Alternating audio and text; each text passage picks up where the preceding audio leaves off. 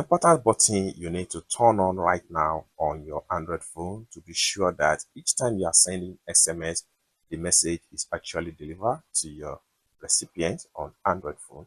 So let's see. But before we dive into the tutorial, if you find this tutorial useful and you are very new to this channel, remember click on that subscribe, turn on notification bell for more useful tutorial like this. So with that being said, let's get started.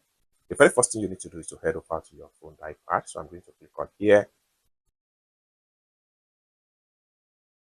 Then the next thing you need to do is to click on this setting icon. So it's going to take you right here. Next thing you need to do is to click on SIM and network settings. Then the next thing you need to do is to simply scroll down and make sure you click on SMS settings. So it's going to take you right here. Under message received, make sure this button here is turned on.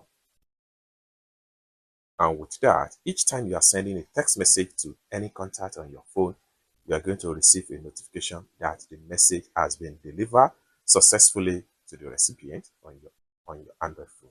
I hope you really got value for this video. If you find this video useful, give this video a big like, and also remember to subscribe to the channel for more useful tutorials like this. Thank you so much for watching, and I hope to see you in my next video.